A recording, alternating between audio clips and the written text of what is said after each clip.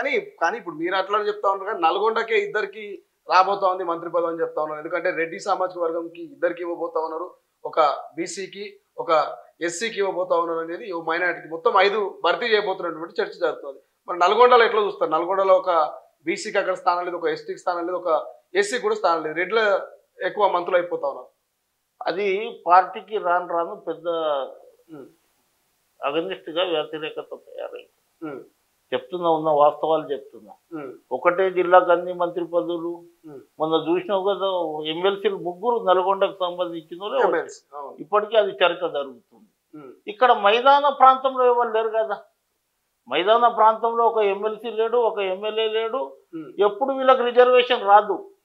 Delimitation అయితే ఎస్సీలకు ఎట్లా యూనిట్ తీసుకురో ఎస్టీలకు కనుక తీసుకుంటే మెదక్, నిజామాబాద్, మహబూబ్ నగర్, రంగారెడ్డి ఈ జిల్లాలలో ఎక్కడన్నా అవకాశాలు వస్తాయి.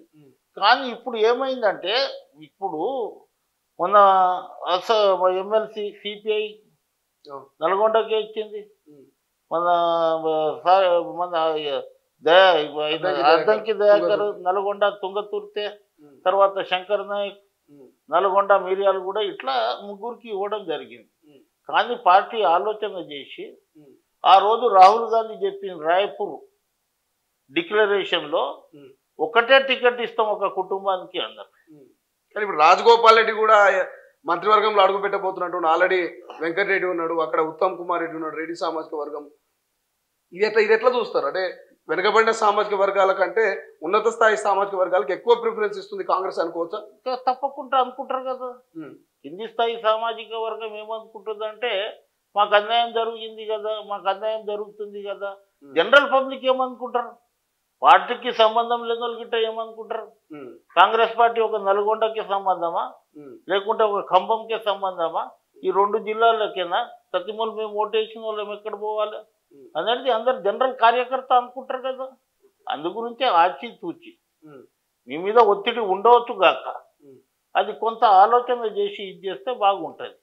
ఇప్పుడు ఒక్కొక్కటి వస్తుంది ఎక్కడికించి ఆదిలాబాద్కించి పేపర్లలో చూస్తున్నాం. ప్రేమ్ సాగర్ రావుకి అవకాశం మంచిర్యాల, అక్కడ వెంకటస్వామి, వివేక వెంకటస్వామి వాళ్ళ తండ్రికి చరిత్ర ఉంది. నిన్ననే మాలోలకి ఇవ్వద్దు మాదిగా సామాజిక వర్గం ఎమ్మెల్యేలు పోయి అక్కడ అల్లూరి లక్ష్మణ్కి, అట్లా రకరకాలుగా. కానీ ఇలా బంజారాలకు పరిస్థితి లేదు. ఏ ఆదివాసీ వచ్చి బంజారాలకు ఇవ్వద్దని అంటలేడు. బంజారాలకు ఎవరికి ఇచ్చినా వెల్కమ్ చేస్తారు బంజారాలు. అది రామచంద్ర నాయక్ కావచ్చు, బాలనాయక్ కావచ్చు, బాలునాయక్ కావచ్చు, రామచంద్ర కావచ్చు, మురళి కావచ్చు, రామదాస్ కావచ్చు, ఎవరికన్నా ఇవ్వచ్చు. నో అబ్జెక్షన్ ఎవరు అబ్జెక్షన్ లేదు. ఇక్కడ మాలమాదిగల పంచాయతీ లేదు కదా. మాలోళ్ళకి ఇస్తే మాదిగోలు మేము ఎక్కడ పోవాలి, మాదిగోళ్ళకి ఇస్తే మాలోళ్ళు ఎక్కడ పోవాలి. నిన్న ముఖ్యమంత్రికి ఆ ఒత్తిడి తొలగింది. కానీ ఇక్కడ లేదు కదా. ఇది కాంగ్రెస్ పార్టీ ఓట్ బ్యాంక్. ఇవాళకి మా కాంగ్రెస్ పార్టీ తల్లి మాకు. ఇలా కాంగ్రెస్ పార్టీ మాకు రిజర్వేషన్ ఇచ్చింది, కాంగ్రెస్ పార్టీ మాకు ఉద్యోగాలు ఇచ్చింది, కాంగ్రెస్ పార్టీ మాకు పొలాలు ఇచ్చింది, కాంగ్రెస్ పార్టీ భూమి ఇచ్చింది, కాంగ్రెస్ పార్టీ రిజర్వేషన్ ఇచ్చింది, కాంగ్రెస్ పార్టీ విధేయులం మేము. అందు గురించే మాకు అడిగే హక్కు ఉంది. కాంగ్రెస్ పార్టీకి మాకు అడిగే హక్కు ఉంది. రాహుల్ గాంధీ దృష్టికి తీసుకో మాకు కలుస్తే నేను అన్ని చెప్పేటోంది 100% సార్ ఇగో ఇది ఇస్తే ఇట్లా ఉంటుంది, ఇగో ఇది ఇట్లా ఉంటుంది, ఈ కాంబినేషన్ ఇట్లా ఉంటుంది, ఈ విధంగా ఉంటుంది. మీ నాయనమ్మ కార్డు నుంచి ఇవ్వాలి మేము కాంగ్రెస్ పార్టీ. ప్రపంచంలో ఏ మూల ఏ క్షణం ఏం జరుగుతుందో వేగంగా తెలుసుకోవడానికి తొలి వెలుగు వాట్సాప్ ఛానల్ని ఫాలో చేయండి.